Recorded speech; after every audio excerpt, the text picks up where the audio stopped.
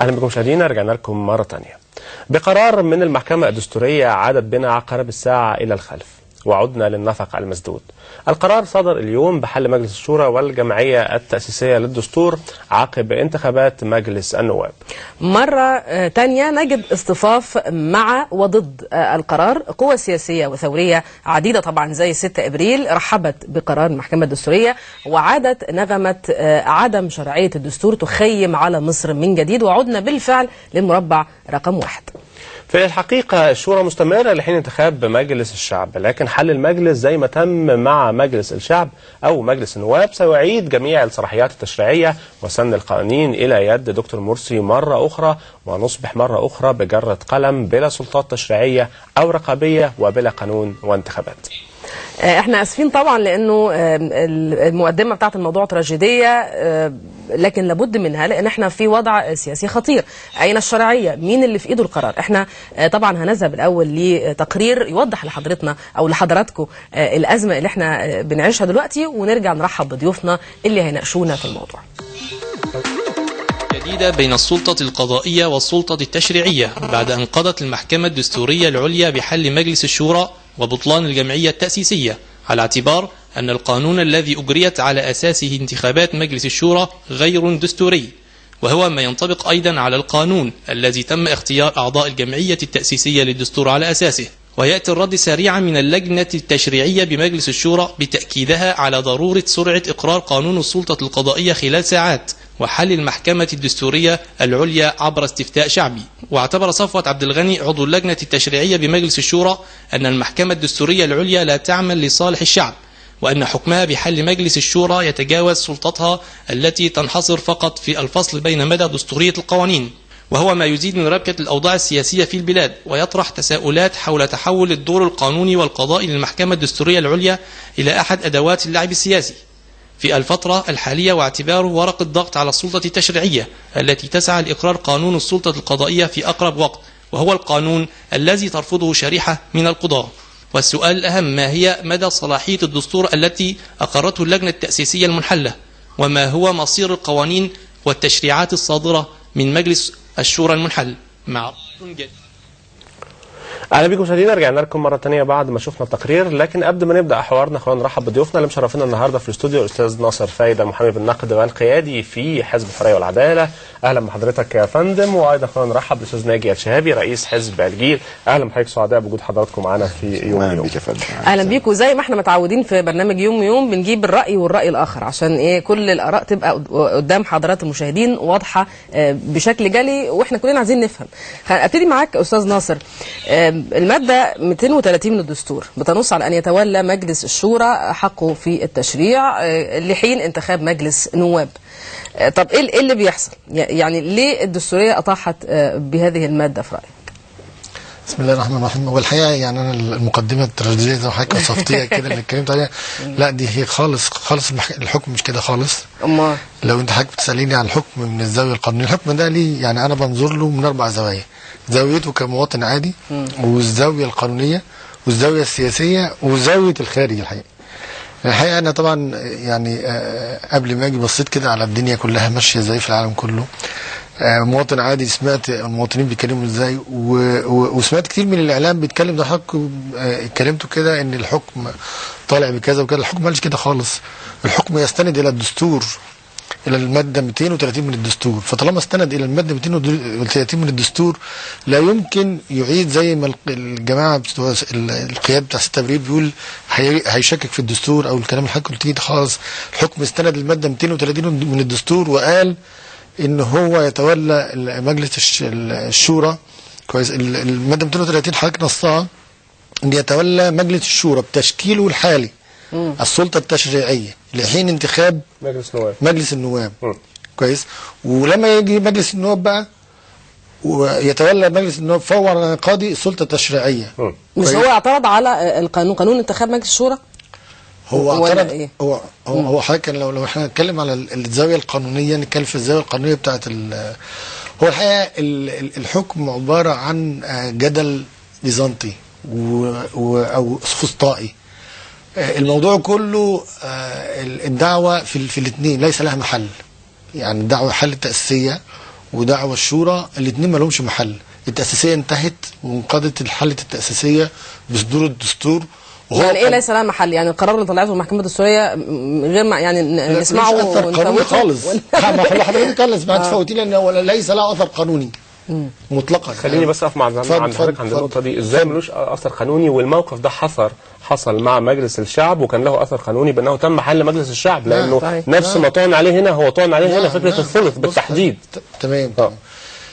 الحكم في اللي طلع بتاع مجلس الشعب كان واضح جدا ان حل مجلس الشعب طبعا هو بغض النظر عن تقييمنا للحكم، لان الحكم بتاع مجلس الشعب انا اختلف معاه كليا، حتى طالب كليه حقوق يختلف معاه تماما. لكن خليني انا اتجاوز الحكم اللي طالع النهارده.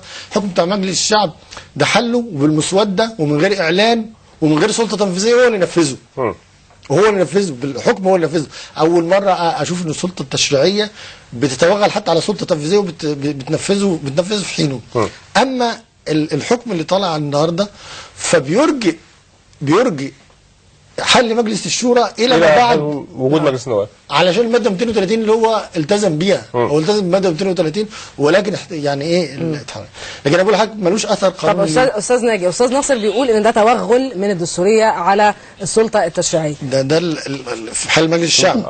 تمام. لكن احنا مستمرين في نفس الاتجاه. انت سميت الحكم ايه النهارده؟ لا انا بقول لحضرتك ان الحكم بتاع النهارده عباره عن جدل سوفسطائي. طب انت اسميته جدل سوفسطائي، استاذ ناجي بنسميه ايه النهارده؟ ده انا بسميه حكم من اعلى محكمه دستوريه في البلاد. المحكمه منوط بها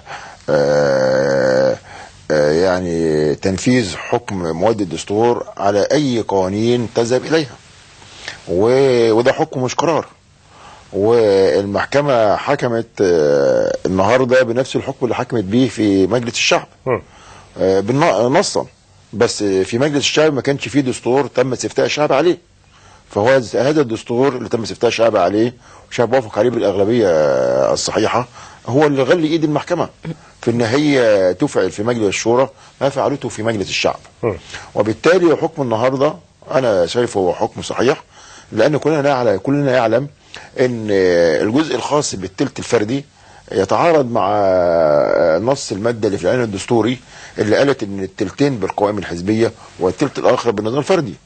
المجلس الاعلى للقوات المسلحه لو كان في الاعلان الدستوري بدل ما كان يعدل بقانون يعدل الماده ويحق للحزبيين الترشح على المقعد الفردي، لما كان هو عدلها بقانون، لو كان هو عدلها بمرسوم دستوري ما كانش طلع هذا الحكم ولا كانت حل مجلس دور المحكمه الدستوريه استاذ ناجي اختلف ما بين رقابه سابقه ولاحقه. يعني اصل الحديث كان دائما المحكمه الدستوريه دورها رقابي لاحق، اما الان فبقى الحكم سابق. الحكم هنا رقابه لاحقه وليس السابقه. الرقابه السابقه اللي تم استحداثها في الماده 177 من الدستور في دستور 2012 ده اللي جعل حتى الان قوانين الانتخابات الخاصه مجلس النواب ما ظهرتش، لان دائما احنا عملناهم بعثنا لهم تعديلات في مواد قانون مجلس النواب ثم تعديلات في قانون تنظيم ومشروعات الحقوق السياسيه. والمحكمه الدستوريه بحكم الرقابه السابقه اعمال الماده 177 رجعتهن تاني وقالت في ملاحظات عليه. ولما احنا عملنا هذه الملاحظات كان المفروض ان مجلس الشورى او رئيس الجمهوريه يبعتها الى المحكمه الدستوريه اعمالا برضه النص الماده 177 علشان تقول للمحكمه ان مجلس الشورى التزم بما انتهت اليه من ملاحظات في قرارها او لم يلتزم. لذا هو ده اللي خلى القضاء الاداري حكم بتاجيل انتخابات او الغاء انتخابات مجلس النواب ومجلس الشورى علشان ما يخليش المحكمه الدستوريه تاخد وقت طويل، لان هو في قضايا ممكن تقعد 3 سنين و4 سنين. حكم الطوارئ النهارده اللي هو الاعتقال القسري بقاله 19 سنه علشان يفوت الفرصه على المحكمه الدستوريه ان قانون مباشر الحقوق السياسيه وقانون مجلس النواب يقعد عندها سنه واثنين وثلاثه، واحنا محتاجين يبقى عندنا مجلس نواب ونعمل انتخابات لمجلس النواب. ففكرنا ان احنا نقدم مشروعي جديد لتنظيم مباشر الحقوق السياسيه والمجلس النواب، وده اللي احنا بعتناه للمحكمه مؤخرا ورجعوه هنا تاني بعدم في لها ملاحظات اعمال للرقابه السابقه. وده محتاج حوار، لان معنى هذا الكلام ممكن نقعد امد طويل نناقش قانونين ونعطل الاستحقاق الدستوري بان يكون عندنا مجلس نواب اللي هو الغرفه الاولى في التشريع. طب استاذ ناصر، انت سميت اللي حصل النهارده بانه يعني جدل بيزنطي، وحسيت كده من كلامك ان البعض بيسمي اللي حصل ده يعني حكم فيه ثأر وخصومه مع جماعه الاخوان المسلمين. هل انتوا كنتوا مش مع الاخوان المسلمين؟ مع الوطن كله؟ مع الوطن كله مش مع الاخوان المسلمين. لو الحقيقه هو الحكم يعني انتقام معنوي، لكن ليس له اثر زي ما بنقول اثر قانوني. ليه سميته؟ هقول لحضرتك ليه. لان انا لما اقول ان نص الماده 230 نفسه بيحدد ان انتخابات مجلس الشورى تجرى في خلال عام من تولي مجلس النواب السلطه التشريعيه.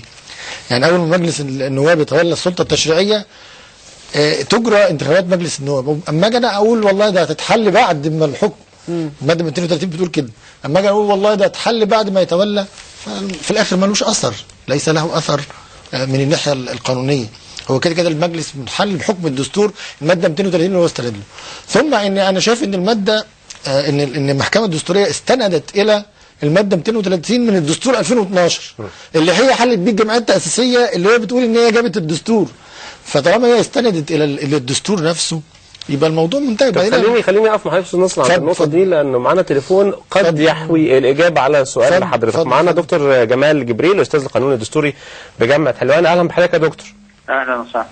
ايه جدوى قرار المحكمه في الحيثيات على استمرار المجلس بالرغم من صدور القرار او الحكم؟ لا، هي بص حضرتك، المحكمه حكمت بعدم دستوريه المنسوم بقانون 120 سنه 2011 اللي هو بيقول التلت والتلتين والكلام ده. لكن المحكمه من حقها وفقا لقانون المحكمه الدستوريه، القانون بيقول ان حكم المحكمه يطبق من اليوم التالي لنشره في الجريده الرسميه، وللمحكمه ان تحدد ميعادا اخر لانطباق حكمها. فهي هنا استخدمت رابعا في المنطوق، استخدمت النص ده اللي موجود في القانون بتاعها وحددت تاريخ انطباق حكمها من اليوم التالي لاجتماع مجلس النواب. تمام؟ فحكم المحكمة هنعتبر انه ما صدرش لحد اليوم التالي لاجتماع مجلس النواب. في الحالة دي يجب حل مجلس الشورى وإعادة انتخابه. يعني نفهم من حضرتك دكتور جمال ان الحكم مجمد لحين وجود مجلس نواب، مؤجل اثره لحين انتخاب مجلس النواب. يعني طب واي قرارات واي تشريعات يصدرها مجلس الشورى معمول بيها؟ طبعا. طبعا، لان هي قالت صراحه تبقى له سلطه التشريع وفقا للماده 230 او كما نظمتها الماده 230 من الدستور. فهو اثره الحقيقه انه الماده 230 نفسها بتقول انه انتخب مجلس الشورى خلال سنة من أول اجتماع مجلس النواب يعني. لكن هي هنا أثرت المدة يعني بالمخالفة لنص المادة 230، لكن الحقيقة تأثيرها على الأرض، تأثير الحكم على الأرض. طب احنا ليه دكتور جمال، ليه الموضوع يبان للمشاهد ان الدستورية يعني بتحل كل مؤسسات الدولة؟ يعني اول ما بتطلع مؤسسة للدولة بتقوم الدستورية بحلها. هل ده يعني مشهد صحيح نقدر نفهمه ولا في مبرر تاني؟ يعني والله لو هنناقش على الحكم الحقيقة احنا مختلف مع المحكمة الدستورية تماما في الاحكام اللي بتصدرها دي تماما يعني. لكن خلينا في اطار حكم مجلس الشورى، لم يترتب على حكم المحكمة الدستورية حل مجلس الشورى، ويبقى مجلس الشورى يمارس اختصاصات تشريعية كاملة وفقا للمادة 230. يعني انت متحفظ على القرار. طب استاذ ناجي حضرتك كان ليك مداخلة. لا، انا كنت عايز بس اسمع من الدكتور جمال اثر هذا القانون على الارض ايه، على الواقع بتاعنا ايه؟ على الواقع السياسي يعني. الحكم قصدك ولا ايه؟ نعم، قصدي الحكم. ولا حاجه، اللي هيحصل بس انه بدل ما هنستنى ننتخب مجلس الشورى بعد انتخابات مجلس النواب خلال سنه، هيبقى في حاجه ملحه لانتخاب مجلس شورى جديد بعد انتخاب مجلس النواب.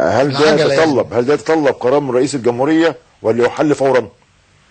لا، هيتطلب قرار بالحل، مع ان رئيس الجمهوريه ليس له حق حل المجلس، لكن هيبقى تنفيذ للحكم، مش هيبقى قرار يعني. مش هيبقى قرار جمهوري، انما هيبقى مجرد قرار تنفيذي. يعني هنعيد مرة أخرى ما اتخذ رئيس المجلس الأعلى للقوات المسلحة بشأن مجلس الشعب. تقريبا بالظبط. أنا بشكرك يا دكتور جمال جبريل، أستاذ القانون الدستوري بجامعة حلوان. شكرا ليك يا دكتور، رجع لك مرة ثانية. يعني القرار حقيقة يبدو في النهاية إنه يعني مش عايز أقول هذا اللفظ، هو الإعلام الحقيقة اللي تناول الحكم كويس بشكل زي ما حضرتك عرضتوه كده. يعني لو المحكمة النهارده ما أصدرتش هذا القرار كان هيفضل مجلس الشورى في إيده التشريع إلى أن يتم انتخاب مجلس الشعب. الحكم أثره زي عدمه. بالظبط كده. أثره زي عدمه. في حين إن هو عجل فقط بضرورة الانتخاب كويس مجلس الشورى عقب ذلك بالمخالفه للدستور الذي استند اليه الحكم. بالمخالفه للدستور للماده 203. انا اسف حضرتك. اولا المحكمه الدستوريه زي ما بقول للدكتور جمال، احنا مش عايزين ندخل في جدل مع المحكمه الدستوريه. المحكمه الدستوريه دي بتاعت مصر مش بتاعت حد تاني يعني. لكن انا عايز اقول ان هي استندت الى ماده وخالفت الماده التي استندت اليه. استندت ماده 230 من الدستور، والماده 230 من الدستور بتحدد ان هو يتحل بعد سنه في خلال سنه. وهي تطلع وتتوغل وتحله في الاخر بحكم ملوش اثر عملي، انما هذا الاثر اثر معنوي فجر المشكله جوه المجتمع المصري كله. كل المجتمع المصري عمال يقول هو ايه اللي حصل. انا كنت وانا جاي في الطريق في الحقيقه كنت بسمع برنامج اشاره نور بتاع الاعلامي عمرو الليثي. الحقيقه طبعا هو كمواطن عادي يقول انا مش عارف هنقف فين ورايحين فين وجايين منين وكما كنت فطبعا المواطن العادي استعادا ممكن يفهم الفكره. المواطن العادي بقى هيبقى عنده بلبله يعني مثلا واحد زي الدكتور جمال ده استاذ قانون طبعا. يعني باعتبارنا احنا متخصصين شويه فانا فاهم ان الموضوع جدل حضرتك زي ما قلت جدل بيزنطي او سفسطه كلاميه او اي حاجه خالص. طب حضرتك شايف ان هو جدل بيزنطي وان الحكم اثره كانه لم يكن. طب احنا معانا الدكتور احمد دراج القيادي بحزب الدستور. تعليق حضرتك ايه دكتور احمد؟ مساء الخير الاول.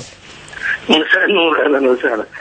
انا الحقيقه بسمع كلام غريب يعني جدا ان الحكم زي عدمه وانه ملوش اي اثر، وانه الحقيقه يبقى المحكمه الدستوريه العليا ما لهاش اي دور بهذا المعنى. الحقيقه تفسير الاخوه مع احترامي الاخ اللي اتكلم عن انه الحكم زي عدمه، الحقيقه انه يعني انه يعيد قراءه مره ثانيه، لانه لو حكم المحكمه زي عدمه المحكمه لم تصدره.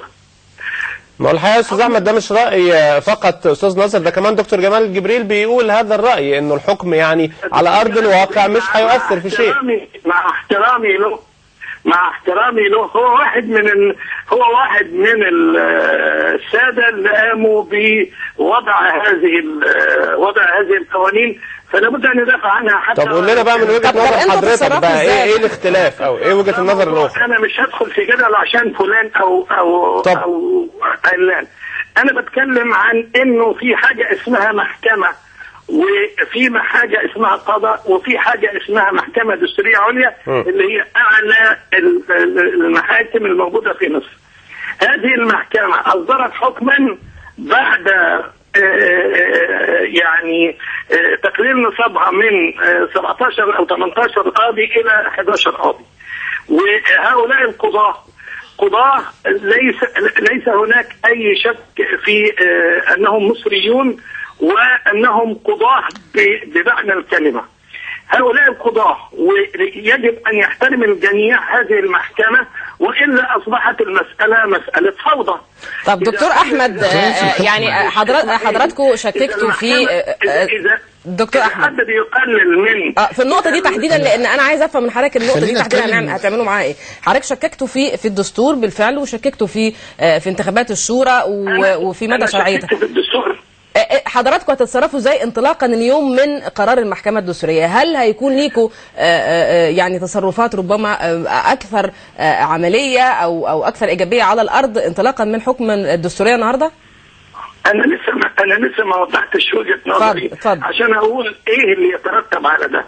بالنسبه لما يتعلق بالحكم الخاص بالشورى، هو حكم مهم جدا، وعلى كل اعضاء مجلس الشورى ومؤسسه الرئاسه ان تنظر للحكم بعين محايده وتعرف ما هو مضمون الحكم وما هي المبررات لهذا الحكم. الحكم هو يعني حل مجلس الشورى، ولكن يبقى على حل مجلس الشورى للموائمة السياسية حتى لا يحدث هناك فراغ دستوري. وكنا هنسمع من إخواننا اللي هم يعني بيعبدوا آرائهم فقط ان هم يقولوا ما في فراغ دستوري. اخواننا مين يا دكتور؟ المحكمة كانت حريصة على اتفضل اخواننا مين؟ نعم اخواننا مين؟ حضرتك سميت ان اخواننا اللي بيعبدوا قراراتهم اصحاب الرؤية الاخرى التي تحذر من اي حكم قضائي او التي تعتبر الحكم القضائي كأنه لم يكن. تقصد الاخوان المسلمين يعني؟ نعم الاخوان المسلمين او اعضاء حزب الحريه والعداله. احنا معانا ممثل قيادي ليه. الاخوان المسلمين والوسط وكل من شايعهم على هذا المنوال. احنا دلوقتي امام حكم. ما انا استاذن حضرتك خلينا في الحكم يا دكتور، لا تتعرض للمحكمه، خلينا في الحكم نفسه. يعني لو حضراتكم متذكرين لما حكمت المحكمة الدستورية العليا في حكم مجلس الشعب الأول وقالت إنه النص الخاص به التلت والتلتين فيه يشوب عدم الدستورية، قالوا طب بس كانت خلته لغاية ما يحصلش فراغ دستوري. طب المرة دي حكم مجلس الشورى هنا بيقول بيغلق هذه الثغرة وبيتكلم عن عدم وجود فراغ دستوري، يبقى بيحل مشكلة موجودة في التشريع، وهي انه لابد من وجود هذا المجلس يقوم بدور التشريع حتى ولو كان معيبا، افضل من انه يبقى رئيس الجمهورية او رئيس الدولة بيده السلطة التنفيذية والتشريعية رغم كل الملاحظات اللي على مجلس الشورى. طب أهمية الكلام ده ايه؟ أهميته انه رسالة الى مجلس الشورى: يا مجلس الشورى لا تتوسع في احكامك، انت يعني لك مهمة محددة يجب ألا تخرج عنها، وإذا خرجت عنها هناك محكمة دستورية وهناك محكمة قضاء إداري تستطيع أن تتخذ قرارا فيما تتصرف فيه خارج إطار المهمة التي توكل إليك في هذا الوقت. ليك مداخلة نقراه بمطلق إنه مجلس الشورى. أنا بس أستاذن، أنا بس بحضرتك احنا جايين نتحدث عن الحكم ولا عن المحكمة؟ يعني أنا كل ما بتتكلم عن المحكمة، أنا حضرتك بتتكلم عن الحكم. الحكم طلع بحل مجلس الشورى كويس بعد انعقاد مجلس النواب، فأنا بتكلم في إن الناحية العملية علشان المواطن ما يحترش ليس له أثر، لأن هو خلاص هيقعد يكمل مجلس الشورى، هيكمل السلطة التشريعية بتاعته، وليس كما صدر الإعلام إن هيعود تاني لرئيس الجمهورية سلطة التشريع، ولا الكلام ده خالص قالته المحكمة الدستورية. أكمل حضرتك بناء زي ما أنت عايز، أكمل أنا حضرتك. لكن في نقطة تانية اسمح لحضرتك أكمل وبعدين رد عليا زي ما أنت عايز. حضرتك هي إنه يا فندم يا دكتور هكمل حضرتك وبعدين رد عليا. مجلس النواب يصبح مجلس الشورى كأن لم يكن. كويس.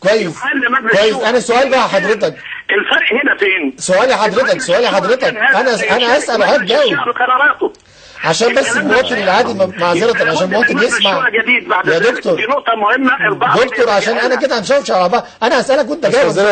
استاذنك استاذ ناصر. استاذ دكتور احمد حاج بس قول ردك على الكلام ده انا هسال حضرتك بعد كده. اتفضل. انا يعني اصل انا سامع انا المداخله سامع يعني المقدم وسمع الضيف، فانا طبعا مش قادر اميز بين الصوتين الحقيقه. في سؤال هيساله لك دكتور ناصر الفايد، ارجو حضرتك تجاوب عليه. اتفضل يا استاذ ناصر. دكتور مين؟ استاذ ناصر الفايد القيادي بحزب الحريه والعداله. الاستاذ ناصر اهلا. اتفضل يا فندم. اهلا بك يا دكتور. دكتور انا بسال سؤال، انا لم يعني اتناول المحكمه، انا تناولت الحكم وقلت ان الحكم اثره معدوم عمليا عشان المواطن ما يحترش، لان الاعلام صدر ان بالحكم ده هترجع السلطه التشريعيه تاني في ايد رئيس الجمهوريه، فنقول لا، ده المحكمه الدستوريه قالت ان هو يتولى لحين الانعقاد، والماده 230 قالت ان هو يتولى كويس، وبعد ما يتولى مجلس النواب السلطه التشريعيه خلاص المجلس الشورى يعني هينحل في خلال سنه ويتشكل مجلس شورى جديد. فانا بقول من الناحيه العمليه الحكم ليس له اصل، لما اتعرض للمحكمه يا دكتور احمد كنت اختلف مع المحكمه في الحكم بتاع مجلس الشعب، وده كل واحد يا استاذ ناصر يجاوب الدكتور. اتفضل دكتور احمد. من الناحيه العمليه انه التاثير المباشر لهذا الحكم انه انه مجلس الشورى باطن في عمليه التشريع بصفه مؤقته الى ان يتم تشكيل مجلس الى ان يتم تشكيل مجلس نواب. لكن هذا البقاء بقاء مفهوم انه مشروط، مفهوم من بين سطور الحكم انه بقاء مشروط بالمهمه الموكله اليه انه لا يتوسع فيه تناول. نسمع راي دكتور ناجي شهاب. دكتور احمد في مداخله للدكتور ناجي شهابي رئيس حزب الجيل. اتفضل. يعني يا دكتور احمد، هو الحكم واضح وصريح، والحكم اقر حقيه مجلس الشورى في التشريع الكامل، وبالتالي انا كنت مع الذين يقولون بان مجلس الشورى كل ما عمره التشريع 60 يوم طبقا للماده 229 والماده 230 اللي حددت ان مجلس النواب يتم انتخابه بعد 60 يوم، من خلال 60 يوم من الموافقه على الدستور، وان مجلس الشورى عليه ان هو لا يتوسع. ولكن حكم النهارده ادى لمجلس الشورى الحق في التوسع في التشريعات عندما فصل الماده 230 بان مجلس الشورى يمارس الاختصاص التشريعي الكامل لحين انتخاب مجلس النواب. وهنا لما ينتخب مجلس النواب اثر بطلان المواد يتم فور انتخاب مجلس النواب ويحل مجلس الشورى. يعني ولكن طول مجلس النواب لم يتم انتخابه، من حق مجلس الشورى ان يصدر التشريعات التي يراها من وجهه نظره ضروريه للبلاد. لك تعقيب يا دكتور احمد؟ هنا سؤال يا دكتور ناجي، هنا سؤال مهم. اتفضل يا فندم. هذه القوانين التي ستصدر عن مجلس الشورى خلال الفترة القادمة إلى أن يتم انتخاب مجلس النواب، هذه القوانين ستبقى تحت رقابة المحكمة الدستورية والمحكمة الإدارية العليا في اي قانون يصدر بعد ذلك. الى قيام الساعه الكلام ده يعني ليس للمحكمه الاداريه حق في رقابه قوانين مجلس الشورى. انا اللي فهمته كده من الحكم وانا اتكلمت في النقطه دي. اسمح لي يا دكتور احمد. استاذنكم بس نشكر دكتور احمد دراج القيادي بحزب الدستور. شكرا جزيلا لحضرتك. لك تعقيب بفضل نجم. لان هو المحكمه الاداريه العليا ما لهاش رقابه على ما يصدره مجلس الشورى من قوانين. الرقابه هي المحكمه الدستوريه، اما رقابه سابقه بالنسبه للقوانين المنظمه للانتخابات او رقابه لاحقه في كل القوانين، وبالتالي لا ينعقد هذه الرقابه الا المحكمه الدستوريه العليا.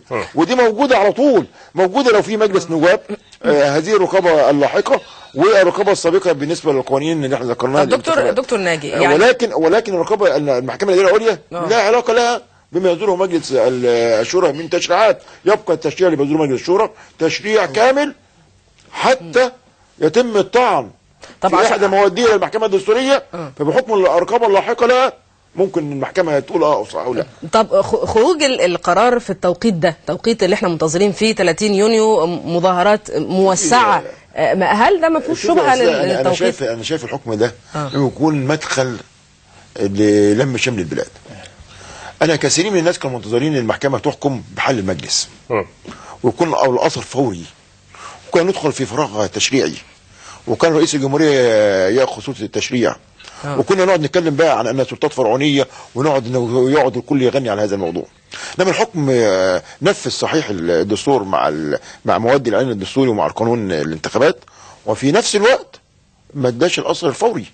قال لك مش عايزين يبقى في فراغ تشريعي، واحنا هيبقى سلطه التشريع طبقا الماده 230 مع مجلس الشورى يحين عقد مجلس النواب هو صاحب السلطه الاصيله في التشريع.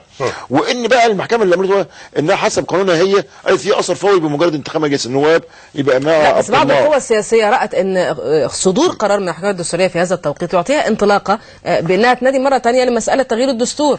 لا الدستور من جديد. يعني في بعض القوى السياسيه ده مدخل للم شمل البلاد. ان المصلحه العليا لمصر تتطلب الان ان الكل يتلم بقى. احنا عندنا عدو خارجي اخر خلاف العدو الاسرائيلي دلوقتي. نيجي كل واحد ياخد الموضوع من وجهه نظر. انا بقول لك من وجهه نظري انه فاز انا يعني بقول لك يعتبر انه انا بقول لك من وجهه نظري الاخر هيبقى يعني انا من الناس اللي في مجلس الشورى معارض ومع كل كلنا نرجو ان تتوحد. انما احنا في فرصه حاليا. عندك حكم، هذا الحكم اللي يقرأ قراءه صحيحه ارضى الجميع. الكل ممكن يبقى راضي من هذا الحكم، لان في النهايه مجلس الشورى مستمر لحين انتخابات مجلس النواب تمتد بعد شهر، بعد شهرين، بعد 3، بعد 4 موجود وعندهاش فراغ تشريعي. لما انا بقول بقى ان في تحديات بتمر بها البلاد، هذه التحديات تتطلب من الجميع ان يرتفعوا لمستوى المسؤوليه الوطنيه. انا عندي كارثه مقبله عليها الامن القومي للبلاد، مقبله عليها مصر. احنا ممكن يعني اثيوبيا بتحكم علينا بالموت.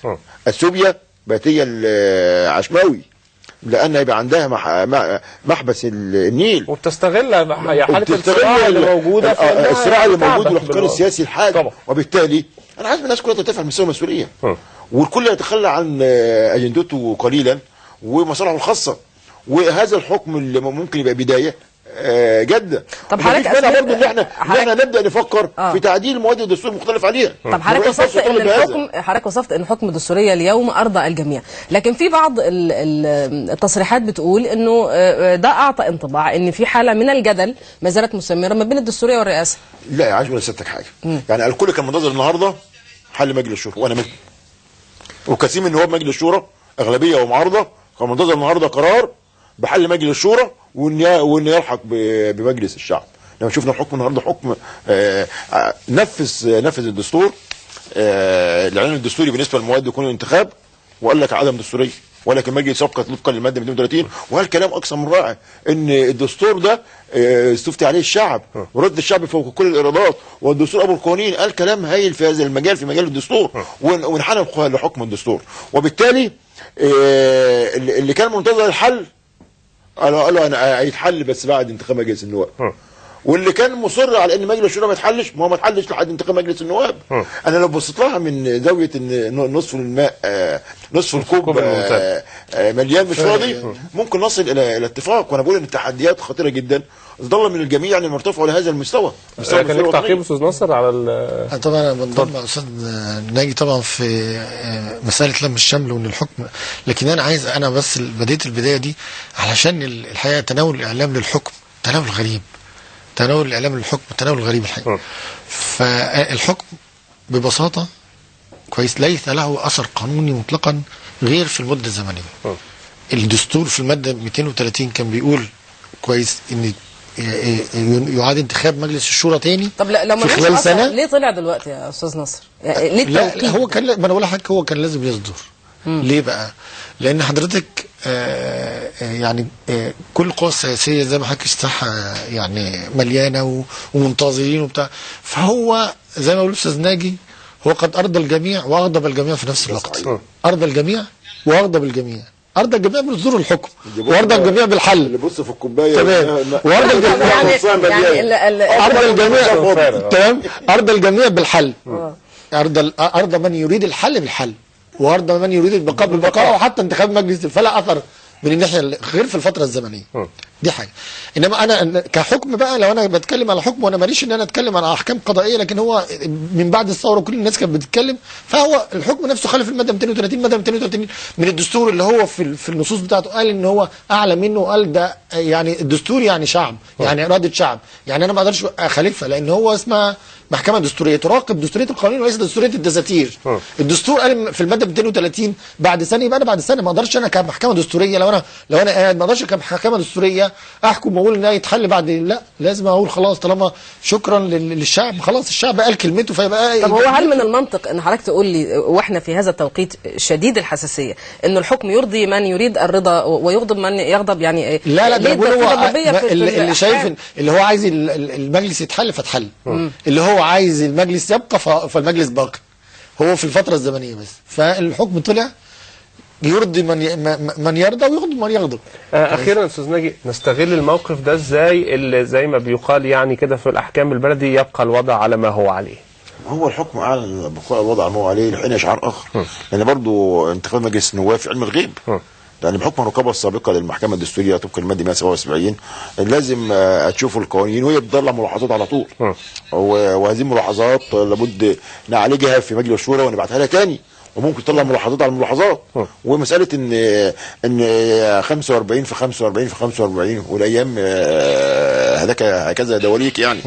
احنا في نهايه هذا اللقاء بنشكرك كل الشكر استاذ ناجي الشهابي رئيس حزب الجيل لانضمامك لنا في هذا الحوار، ونخرج لفاصل، وبعد الفاصل في انتظار الاستاذ حسن الدهان منسق حركه 6 ابريل في القاهره. ابقوا معنا.